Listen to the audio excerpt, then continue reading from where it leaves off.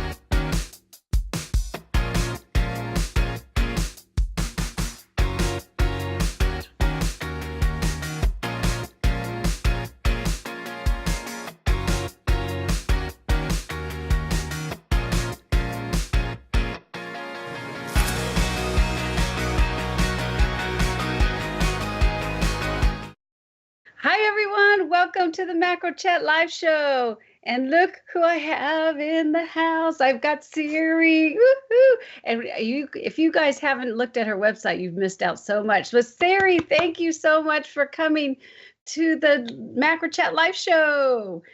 Thank you, Janice, for having me. Well, Siri, you are my first, because I think you know about what happened with England. So we are in Norway with Siri. And this is our first premiere, so we're taping this before you guys actually get to see it. So we are playing the whole thing as if you're here. But one thing I want to say to you, Siri, is that you are absolutely amazing. So what Siri has said is that she's going to be here during the premiere when this is going live, which is next week at 5 p.m. Pacific Standard Time in California, but in Norway, it's going to be 2 a.m. And she said she'll be there to answer all of your questions. But I do have 2 questions for you, Siri, that we'll do on the show, because I did ask for some images, which we got, some beautiful images, and we also have a couple awesome questions that I'll throw out to you too. But before we get started, Siri, and dive into you, let's go ahead and watch this real quick video.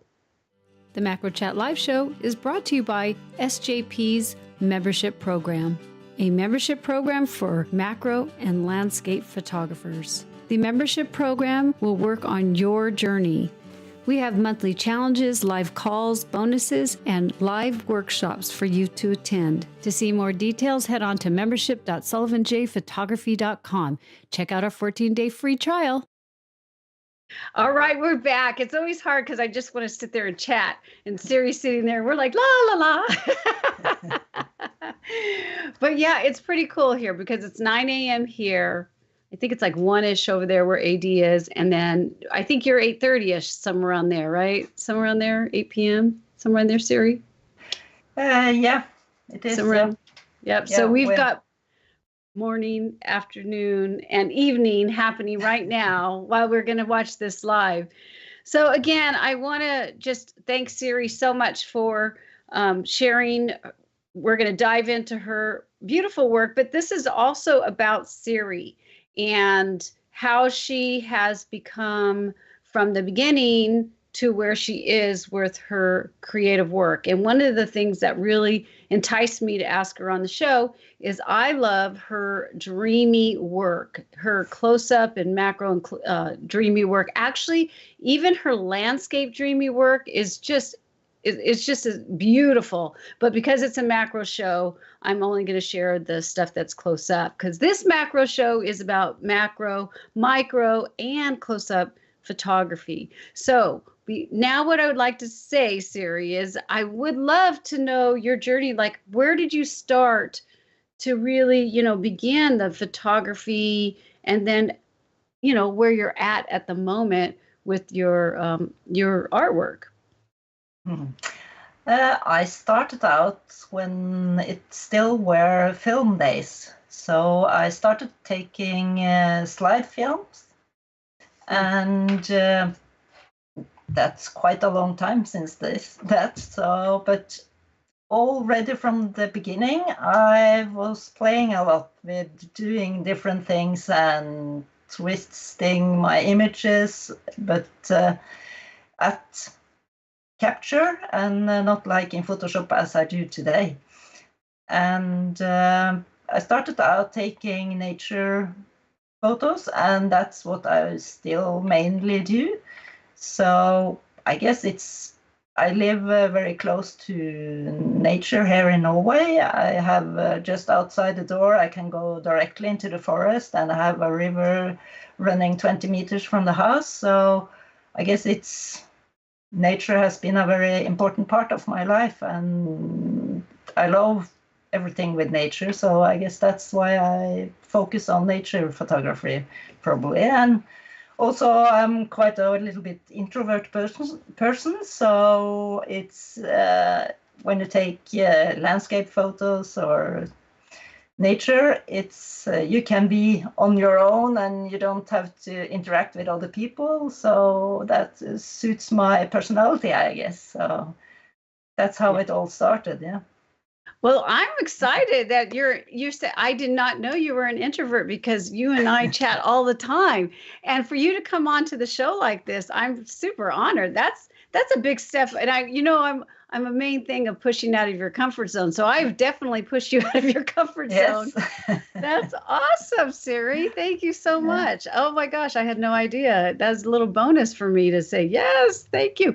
Because I have had photographers saying that, I don't know if I want to do this. So thank you so much. Yeah, and we could see in your work and we will see in your work, because I'm going to end up sharing your website. But I do want to say, though, that I know that you also, within photography, that I've seen you play with artsy stuff too. Like, we'll get into the equipment, but I think in my own self, just by knowing you, I could see how you push yourself into the next level, the next level, the next level. And I'm excited to see what will be in your future. But I do want to ask you, tell everybody your thought process while you're actually photographing. And do you have a vision when you go out there, or is it just happening? Just let us know when you're actually pushing that shutter button, what you're thinking. Yeah, it's today I have a little bit more vision when I go out than I had before. Before I just took my whole rucksack with a lot of gear and went out, and just what happened. But today I'm a bit fed up carrying so much gear all the time. So I start out and pick out some lenses. I say, okay, today I'm just going out and make macro photography, and then I don't take with me my big telephoto lenses and all that gear. So today I'm a little bit more focused when I go out to take pictures. And it's also like I plan for, okay, I go out to take some slow or long shutter speed images, like at the coastline or places like that. Or when I go out to make some of my more dreamy images, as I call them, it, yeah. And because then I play so much with the different things during capture that it takes a lot of work doing that and a lot of energy to do that. So I try to focus on just doing that when I focus on that kind of pictures. Right. Got you. So that's how I then decide what to do. But and then I go out, and then I just see what's out there, and then suddenly I just get inspired by the light and about whatever I can see, and I just start taking pictures. And then suddenly I'm all in the zone, and then it's just playing around, and I can stand at the same place in a couple of hours without moving. So it's Yeah, that's great. Yeah, and yeah, so that's interesting too, because when we first start off, we're just snapping all over the place. And I actually saw a funny video of that where, you know, you got all your gear and you're all over the place and you actually missed the shot because you're worried. But you know, that's what all of us do, and it's good. It's okay if you're at that area in your photography life, and then you, like Siri has, you know, drawn to certain things and she knows what she needs. Yeah, that's awesome. Now with your shoot, let me go in now that we've talked about let me share your screen, my screen here. And people are going to see your work, and we'll start with flowers. And then this is as you're talking about, you know, post-processing, it would be nice for you to tell them how you go about making these images. I think it's so unique and I absolutely love it. So, you know, there is a technique that you do, and then also a little bit about the post-processing. So if there's something that you want me to click on, Siri, just let me know and I will click on it. There's a couple things that I definitely want to share with everyone. But go ahead and let us know about, look at how gorgeous this is, you guys. And it's just very elegant and simple, but it's very powerful. So I would just love to hear about your images as you work and play with these, and let them know what you do. Yeah, it's like those images are taken just outside my door, actually. And I just, like with the first one you showed, I just was awake very early in the morning, and the sun was up and shining, and I saw these daisies.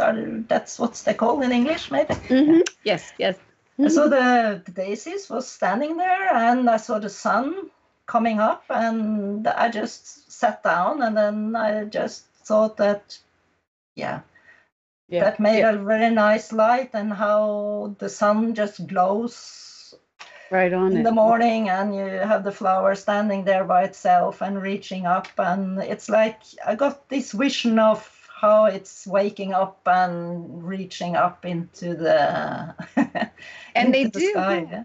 Yeah, they do. I know. That's great. Yeah, see that the vision was there while you were shooting. So that is an outdoor one. Is this an outdoor one also?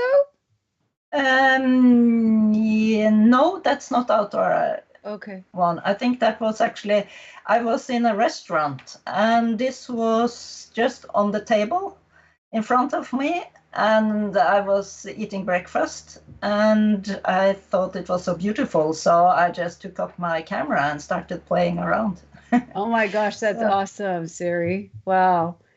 And I also use a lot of, when you see the bright background, it's also because you have the white table, what's called the cloth on the table as the background. Yeah. Oh my gosh. Wow. Okay. Now here's something. Let's see. I love to pick out the dreamy ones, but let's see. I love them all. It's hard for me to pick. This is a beautiful one too. So how did you do this one? Oh, that's this flower is very, very short flower, so it's very close to the ground. Mm-hmm. And I was just laying on the ground, and I'm looking into the grass, and then I just see how the light falls on the background, because it's very often when I do these flowers, I watch the background, quite how the lighting is there, because I think it's so nice how the background lights up the flower, or the flower stands out in relation to the background. And so it's I like to have a little bit that you see a little bit in the background, but not so much that it takes the focus away from the flower.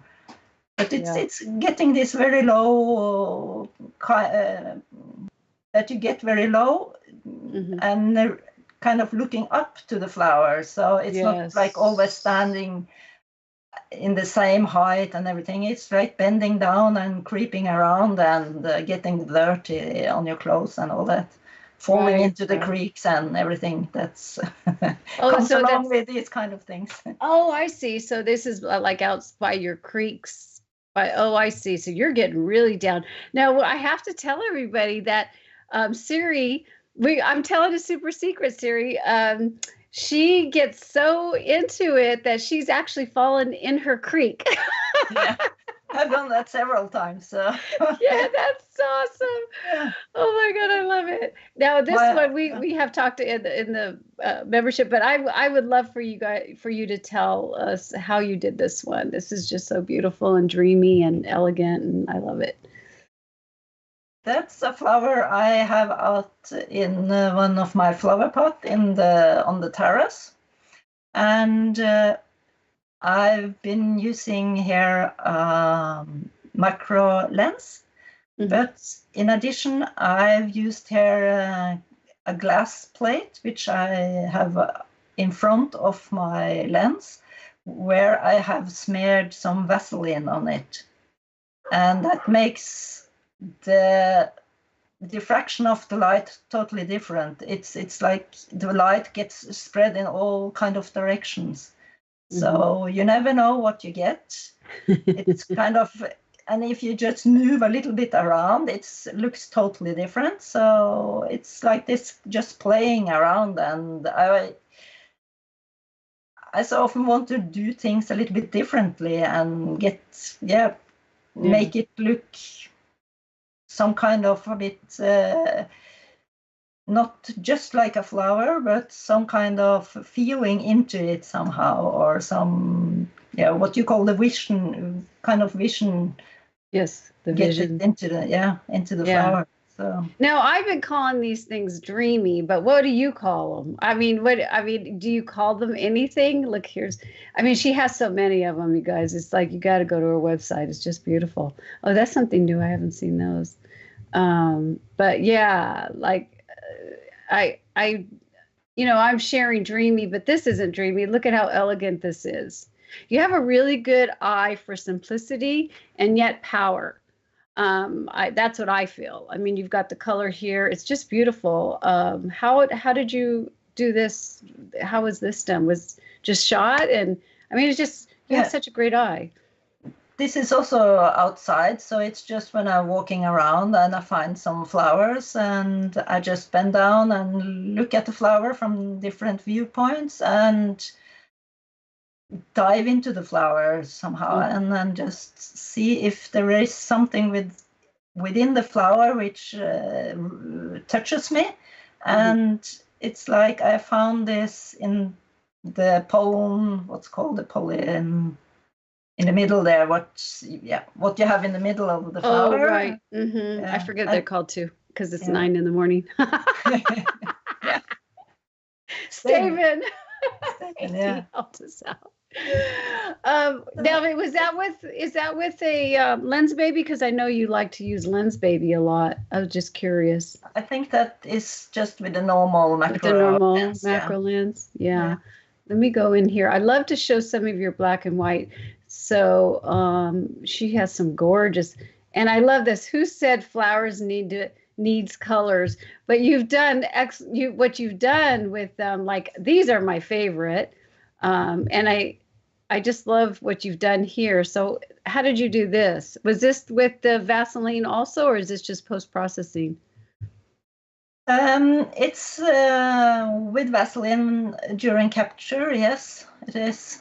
And at the same time, I have afterward in post-processing, I've been tweaking the background a little bit so that you get a much more contrast between the black and the white there, and so it gets a bit cloudy in the background.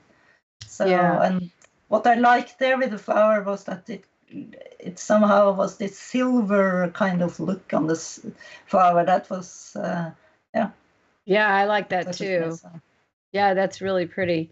So within, like, what is your do you like to shoot everything, or what is your favorite? Look at how cool this is, you guys. This is so different. It's so different, and it's got that feel of the dreamy. Yeah, that's the dreamy part there is coming from, I'm shooting directly into the light. This is just a flower standing in the window, what's called in the window. Window frame. Yeah, in the window frame. And I just saw the sun coming in from behind, and then I just shoot against the sun, and at the same time try to light it so that it doesn't get all black. And then I'd have this is taken with my Lensbaby Velvet lens, which also has this kind of soft look when you use it on the biggest aperture. And yeah. And I like how you've showed, you could still see it. It's like you haven't blown out all of it. You haven't done that. So I love that you could still see the actual like veins or whatever. This is beautiful too. We see these all the time, but yeah, this is different. And did you do this in studio? Was it just no? This was outdoor. Oh my gosh! Tell me about that. Yeah, it's just like you get this. It's in the late afternoon when the sun starts to go down and it gets a bit darker outside, and then the grass behind it gets a bit. It's all in the shadow, and then you get the light on the flower, and then if you just tweak up the contrast in post-processing, then you get the background all black, and the flower gets the light on it. Yeah. Oh, okay. So then you've done this in post-processing and stuff, Louis? Yeah, it's the dark that it's all dark. It's already there in the image. So it's but I just move it a little bit so it gets totally black, then that you don't see anything anymore there. Yeah. But it's almost black when you shoot it. Yeah. Yeah, that's great. Great eye. So let's see. Hold on one second. See, you guys see how she says soul seeking? I don't know if you have any close-ups in here. Are they all? Let's see. This one's beautiful. Yeah, that's a close-up. I love that. Yeah. See the light that she's gotten. It's still I get ecstatic to see your lighting conditions. You draw our eyes to the beautiful light. You give the textures and stuff, and very, very beautiful. Let me get back over to, we do have some questions, so I want to answer those questions. So while people could see your beautiful work here, we'll just let people see that. Let's see. Catherine is amazing. She's asked several questions. Does she use any Photoshop brushes in her editing? If she uses Photoshop, if she uses Photoshop in parentheses, and does she use a third-party software such as Topaz or Nik? That was one of the questions that Catherine asked. I do use Photoshop, and I have a lot of the plugins, like she mentioned the Topaz, but these days I don't use it that much actually. It's quite a long time since I went into those plugins, so I 90% of time just use, or 97% of the time use just Photoshop. So it's I think it's the images are all from the capture. They are so soft and kind of tweaked during capture that I don't feel the need to go into the plugins and play too much, I guess. So, but there are quite exciting things you could do with those plugins. I've been using them before much more than I do today. So. Oh, gotcha. Yeah. But what about brushes? Do you use specific different brushes? And well, you do a lot of painting. You know how to do all that painting and stuff, don't you? With the brushes and stuff. Yeah, I've lately started playing a lot around doing some paintings in Photoshop, and I'm also trying to learn Corel Painter. And these days I'm very focusing on painting in Photoshop, and with that I mean I'm trying to learn all with brushes and how to use them and everything in Photoshop. So I'm quite digging deep into that. I'm just playing these days in Photoshop actually with the old images and trying to get a grip on all the possibilities there. And I use some brushes, and now these days we have so many brushes in Photoshop. I think it's almost 1,300 brushes there made by Kyle Weiler, I think, or something. We could get the link and put it. We could get the link and put it down below the video later. I'll grab that link from you so people can check out his brushes that you. Yeah, because all those brushes are with Photoshop actually, but when you open Photoshop, you have to import them extra. So they will not be in there from the beginning. So you have to go right click when you are into a brush setting and just right click there, and then it is something called get more or get more, import more or something.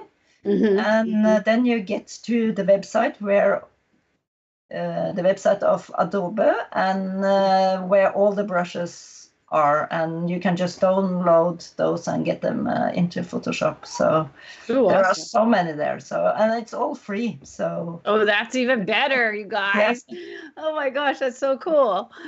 Okay, one of the things that she said too was, I was trying to find it. Okay, that might be this one.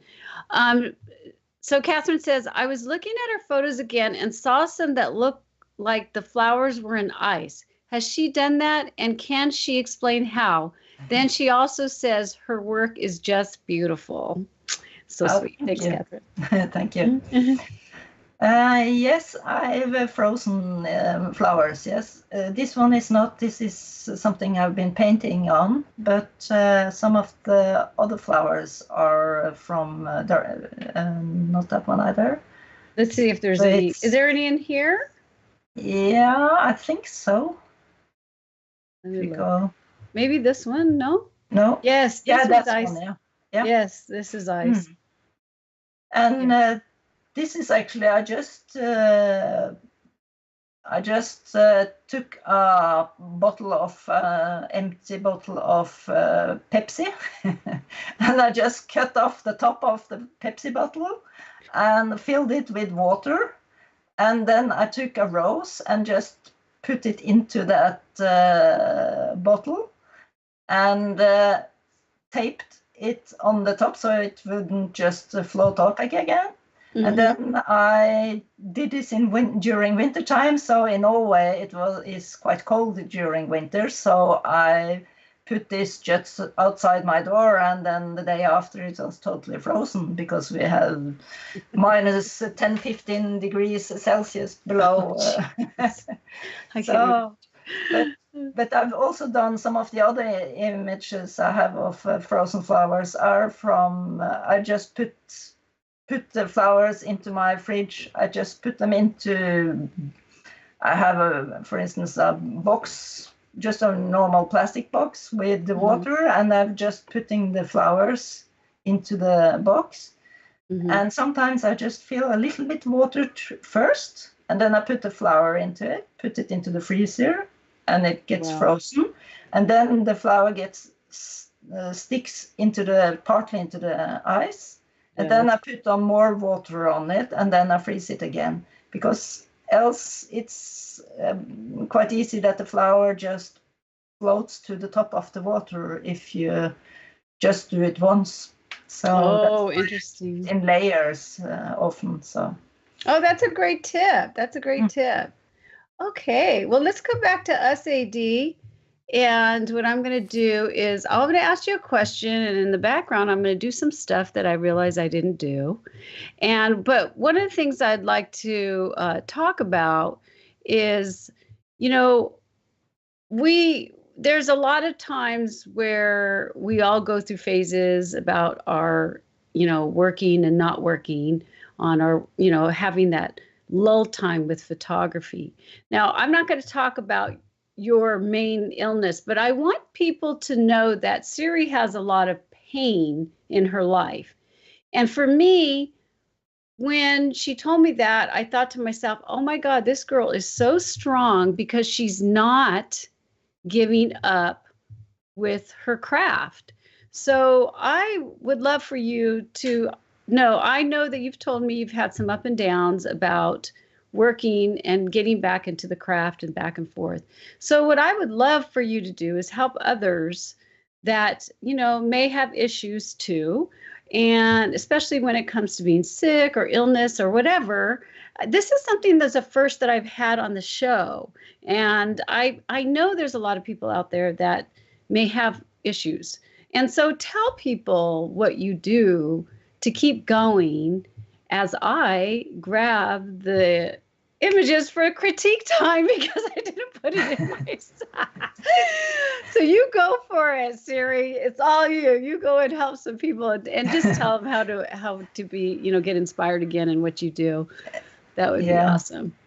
Yeah, I would say that my art craft has kept me going actually during my difficult times because it's kept my sanity, you could say, because I had to stop working because I have some injuries, which does that I have a lot of pain and I have to go on very strong painkillers all the time. And I also have a very restricted mobility. So then having my photography as very strong interest actually gave me something to focus on, and it gave me something to do. And it's not just when you go out and take the pictures, it's also like when I have bad days and I don't manage to go out or to take some images or those things, I use the time to maybe go into YouTube, watch some tutorials, or into Creative Live, watch some videos there, and reading books and learning the craft. And then on the better days, I go out and take pictures. And that way I get something meaningful to do every day. And it keeps you interested and it keeps you going. So I think it's very important to have something like that. And it also gives your motivation. It gives you something very positive in your life. And so you can focus on something else than just thinking about your disadvantages and what you don't manage to do. You actually can have something you can control and you manage. So it's been, for me, it's been very important. And it's also like, what motivates me a lot is to go I go on internet and look at so many pictures, and not only photography but also other kind of arts. I look on paintings or sculptures, and all those give me inspiration, even though it's a totally different area of what I do. And I can also go into looking at portrait tutorials or sessions, and it's you always can learn something, even though it's not exactly what you are doing, but you can use that kind of inspiration into the work you do on the other hand. So it's everything then inspires me, you could say. And I then suddenly look at something, and then I get these ideas, and I have to write them down quickly, else I forget it, of course. I know, isn't that true? Yeah. I know. Oh my God. So beside my bed, actually, I have a kind of a small pen and paper, so that when I'm laying in bed and I suddenly get to think about something, I have to write it down, because I know for sure I'm not going to remember this in the morning. So yeah. And I noticed too that I do that too. And the reason why I do that too, I don't know if it's for you, Siri, but if I don't write it down, then I can't sleep, because I'm like over and over and over in my mind. So it's just like I got to write it down. So I have paper and pen, the same thing too. It's like, oh, this is a great thought, so I try to get those things down. But well, thank you, Siri, for giving that inspiration to people, and I really appreciate that. And I was debating, to tell you the truth, if I should mention, your pain. And I said, no, I know Siri enough that she wouldn't mind, and she can help others too. So I know that that's really a great tip for the things that you've said. People will be able to feel within themselves. Well, we're going to go into critique time. So I just want to, there's one thing before we start the critique thing. And last time I messed up because I didn't have it ready. But what we'll do is, if you guys ever want to have your images, it's more about feedback. We don't really dive in and go crazy. It's just giving some feedback, and which helps others in the long run. And if you're interested, you can go to the Facebook group, and the link will be down below after the show. And also you can go to sullivanjphotography.com if you're not a Facebook person, and you can submit images and questions in the Macro Chat Live is here tab. So definitely check that out, because it's always good to throw out your questions. No question's a dumb question, for sure, because it always helps everybody. So let's just dive into critique time.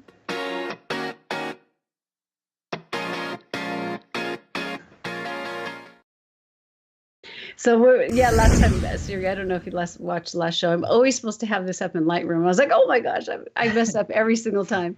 So this is by Kathleen, and I'm going to read her information.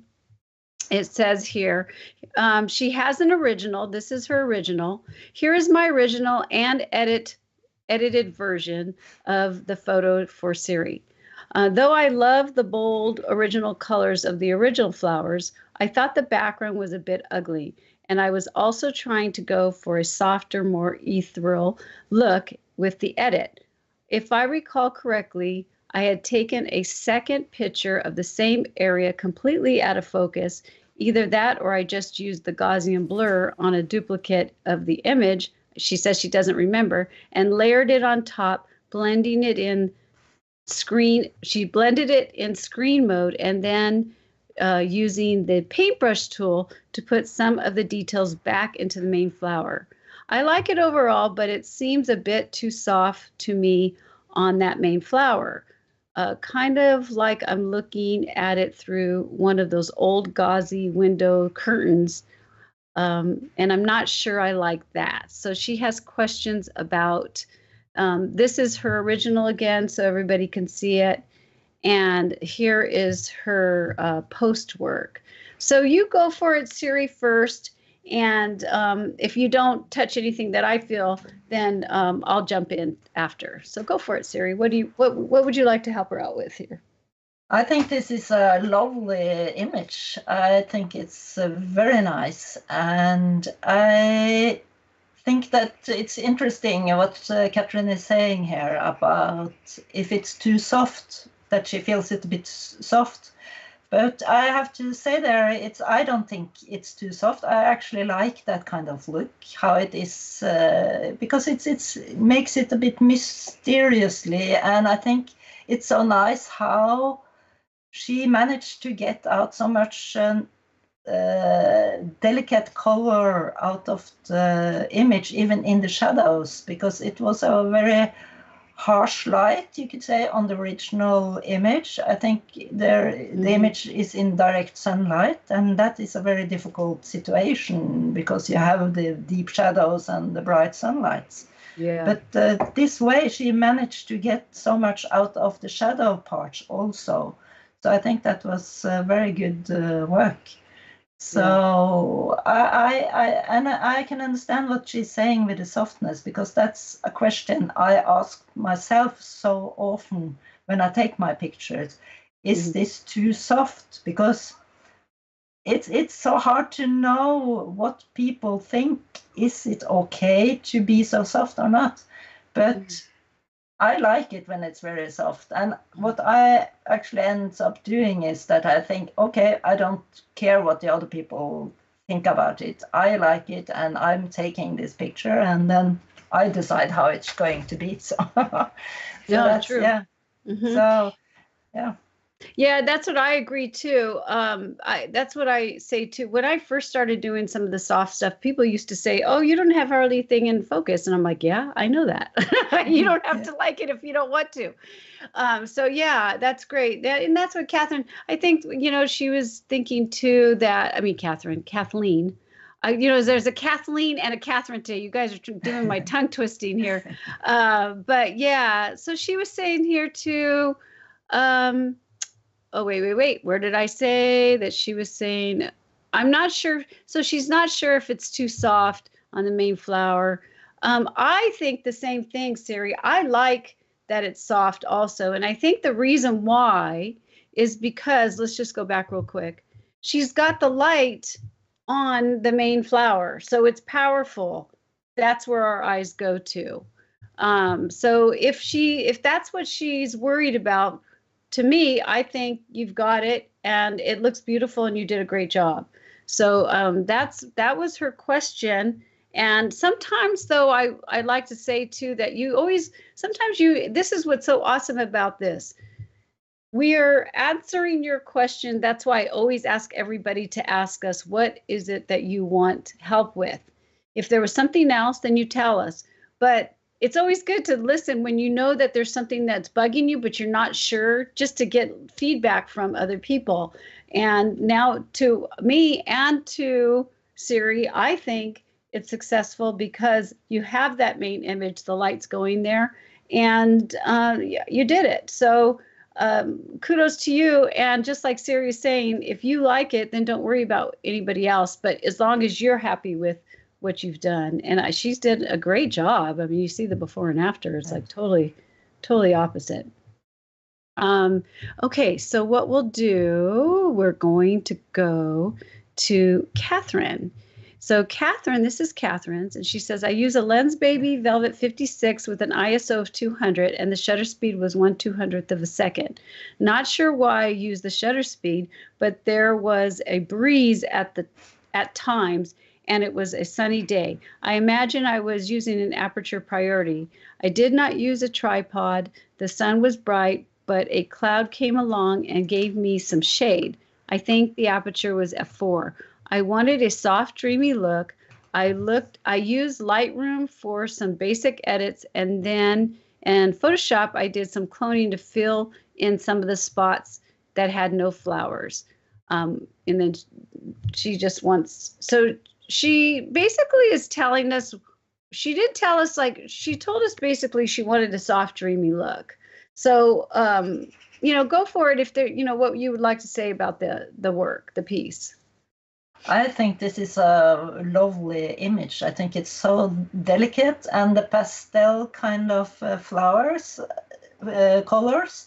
It's a very successful image, and you have it kind of a little bit softer on the edges of the image, so that even though it's very soft all over, you have some area in the middle or closer there where you have a little bit more sharpness, and that also makes something for our eye to focus a little bit on. But still we have this kind of, I get this kind of feel that we are in a forest with a lot of trees with these imaginal flowers and things. So it's kind of impressionistic, and gives me a very good feeling and a very happy feeling. So I think it's a lovely image. And as she says also that she did some cloning of some black holes, or where you had some parts where you didn't have some flowers. And I think that was very wise to do that. It's so that you don't get you don't lose the focus from the flowers. Yes. Yes. So, yeah. I think so too, Siri. And I like that she did focus that week, like you were saying. I totally agree with you about the blurry around the outside. So because I know Catherine and she's done some cloning and stamping. Now, just remember, I was trained corner to corner back in the days that everything had to be sharp. And I'm the total opposite nowadays, but I still look corner to corner. So the only thing that I could suggest, because you've done the cloning and stamping, the only thing is Janice is nitpicking because I know Catherine. See this one little area right here? I would do a little bit more flowers right here in the very right bottom. That's it. Because I noticed there's little flowers here, little flowers here, little flower here. So I just add maybe a flower or two right in there, Catherine, and everything. I think it's perfect. I think it would be, I love it. I think it's gorgeous too. And I love the colors like you're saying. And I can feel it, I can feel all the little flowers. You just want to dive in. So, which is so perfect because she's using the Lensbaby Velvet. So what we're going to do now, which is so awesome. And thank you, Kathleen and Catherine, for sharing your work. I totally appreciate that. It makes a world of difference for the Mackerel Show to have a couple images. It's not all about the images, but at least we got a couple so we can share and talk. And Siri's given you some great feedback. So I'm excited because now we're going to go to equipment time.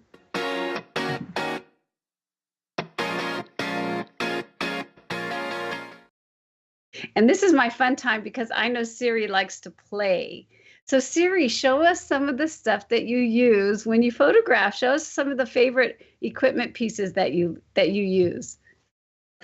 Okay, yeah. I use a lot of Lensbaby lenses, and I love those, and they are so fun to play with. And it's also because you can play. You can do all this kind of strange thing with them. And I want to show you one of these. I'm not sure you can see this one. This is called the Lensbaby Composer? Yeah, composer, I think. I don't have any Lensbaby, so I'm just. Yeah, I think it's the composer. It's called. I just it out. Okay. Yeah, and it's actually an adapter you put here on your camera like this, and in front here you have a lens, and this is actually something you can take out like this, and then you have a piece of glass like this, and you just can change. This is a 50 millimeter, and I also have a 35 millimeter, which looks exactly the same, I think. So those two I use depending what kind of image I want to take. And you can just put it in and then you have a different one. And these are totally manual lenses. So you have, like in the old days, you can turn on a wheel in front here, and then you actually changes your aperture. So that way, I just like that kind of feel you have with these manual lenses. But the good thing is that you see what you get now with the digital cameras, because you can look at the back and then see if you get the light looks okay. Because the light is measured through the lens, so it should theoretically be correct every time you turn on it, of course. But sometimes you need to do some compensation, make it a little bit darker or brighter, because it's not always measuring it totally correct. Gotcha. Now, how many lenses go in that? Is there just, can you buy a whole bunch of lenses that go inside that? Yeah, you can. Really? Yeah, they have some, like here I have the 35 millimeter and the 50 millimeter, and they also have, these are called the sweet lenses, and they are kind of normal, like lenses where they are kind of soft on the edges, and they have a sweet spot where you have a little bit more sharper image. But then you also have some they call edge, and they have a little bit differently how the sweet or how the unsharp part of the lens is. So they are more like a tilt and shift lenses where you have the going horizontally through the lens instead, where you have the sharpness kind of plane where it goes. So it's not like a sweet spot. So it's a little bit differently, but I think I like the sweet ones best for the macro photography, I think, because I think the other ones get a bit, maybe just you get just an overall softness more than like these ones. And the nice thing with this one, with the composer here, is that when you have the lens in, you can use it like this, and then it's works like a normal with the lens, but then you can start turning, because it's actually here I see it. Yeah, joint where you can actually move it all around, and then you change where you get the sharpness. So you can really play. You don't have a straight lens. This would be straight, and now the light has to go in a corner into your camera, and then of course you get this all bending of light and the sharpness planes and everything. So it's a lot of fun. It's great to play with, and of course you get a lot of images which are crap, but it's free these days, so that's okay.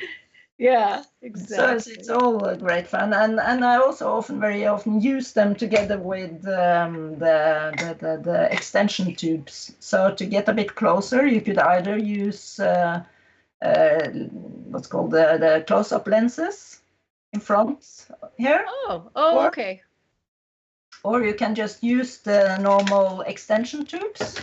So I just put on an extension tube in front of my camera, and then I just put this in front of there again, and then you get even closer and can get very, very close with those.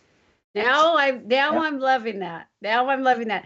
I didn't realize that you could put an extension tube on that, because I was, I was thinking, I like it, but I like to get up really close. Oh my gosh, that's exciting. Because because you can put on as many as you like, and you get totally close. But of course, everything gets very, very sweet or soft. Very sweet. So you have to. It can be challenging to get it to focus, actually, to see when is it sharp when you take it. And one thing is that since you have a manual aperture settings and you look through the lens, you will, maybe can you see it here if I put it? Okay, can you see it through the lens now? And if I turn it, you see?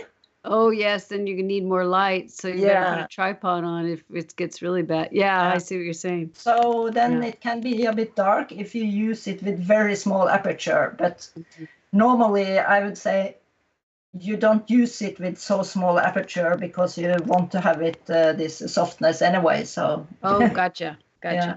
So I normally just use up to maybe 5.6 as aperture, and to play with the softness. Yeah. Oh, okay. And then of course I have this what also was it Catherine had taken an image with, and that's the Lensbaby Velvet, which is a normal lens. It just looks totally normal. But it's still a manual lens in that sense that you have to also adjust the aperture with the ring on the lens. Oh, okay. So it's like the other one, but this is a normal optics, so it's of very good glass and everything. And depending on the aperture you're using here, the softness of the glass, it's a little bit differently, so that if you use it totally open with a very big aperture, then you have it gets very soft. And as you steps down, then the lens gets sharper and sharper. So you can stare it with the aperture, and it's a great lens. I use it so much now. It's it's my go-to lens almost, so I love having it. But it's a fixed fixed. Right. Fixed lens. Yeah. And fixed lenses are sharp because they don't have to go through all the different lenses that, it's one lens that, the light is going through. So you got to move back and forth. That's all. Yeah, you have to do that. Yeah. Well, that's awesome, though. I see. I'm excited. We'll put that underneath so people can see it. Anything else that you like to share? I think that's your Vaseline and your. Oh yeah, okay, the Vaseline. Yeah, I use. I forgot to put it here, but it's. I just use a normal. I just bought a normal UV filter. Okay. And it as a square filter. You get these square filters which you can use together with cocaine or Lee filter adapters, which you can screw in front of your camera. But you don't need to have that. You can also use it without it. So I just have this then very cheap. It's maybe $10 or something like that. Oh, that's awesome. Yeah, and you don't need to have a very expensive ones because you're going to smear it all with Vaseline anyway. Exactly. So, and then I just have the normal Vaseline you use on your lips and things. Yep. I just smear that in front of this glass front. And you can really play with the smearing there because how you put on the smearing, it's not that I just put on one kind of drag on it so that everything gets soft. I play with how I put the smearing on it so that you can get these kind of different looks because the sunlight is going to be diffracted by all these smearing thickness things which the light has to go through, so that it does a lot with your image, and you get some parts more smeared than other parts, and then I just somewhere have thicker parts with smearing and thinner parts, and then in the same image, and then you get different kind of looks. So it's a lot of fun to play with. But then, of course, you get even more crappy, a lot of things you just have to throw away. But yeah, it's fun. Yeah, but it's hard. Yeah, I love that because you're making your own work, with, like you're saying, you get a lot of crappy images. That's hilarious. But I think that's how we learn anyways, just then you'll know that one smear is not working with that light. You're like, oh gosh, let's move the smear. But that looks, that's a lot of fun. All right. Anything else? I had to ask about the plate because I think that you're very successful. I love how you smear and move and Siri, from Siri, who's told me that when she does that, she has she's hand holding and she's shooting and she's moving, and that's how you fell, right? In the water. Yeah. You fall in the water. Yeah. That's dedication. It was 1 week I even managed to fall into the creek 3 times, and then my husband said, okay, now you have to be more careful here. That's too funny. He's going to put like a life jacket out there for you. I think so.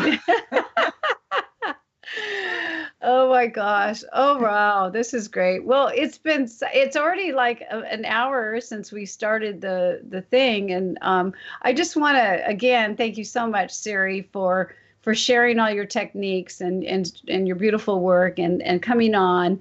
And everyone, she's here with us at 2 a.m. while this is in a premiere. So if she's not typing right now, she might have fallen asleep. Because, it's going to be 3 a.m. when this is over.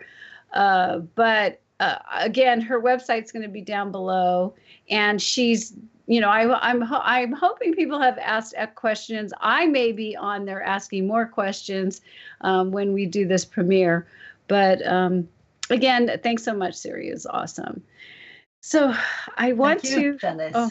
Oh, you're welcome. Thank you for having me. It's been great fun. Oh, good. I'm glad. Especially since you said you were an introvert. That shocked me. I was like, really? Oh, that's cool. So what I want to do is remind everyone that the next show is June 6th with me. And mark your calendars. It'll be little me. And the more you guys submit images or ask questions, that gears the Macro Chat live show. So definitely check that out. Go to the website, Facebook, and get with us. And then we'll talk more. And I know you guys have been inspired by Siri. How can you not? Please. And if you like the show, give it a thumbs up and share it with your friends. Communicate. The more we all macro lovers and close-up lovers interact with the show, the more we get into chat. It's not about me, it's about everyone else. That's why I started this macro show, so we all can be together and have fun and love, to talk to others that do what we do. So again, this show is, well, I didn't say this. This show is every 2 weeks. So the next show is the 6th of June. I can't believe we're going into June. Can you believe that, Siri? Jeez. Yeah. It's like it goes by so fast. And so, as always, remember that 1,000 words does make a difference. So get out there and shoot and play with those lens babies. All right. Cheers, everyone.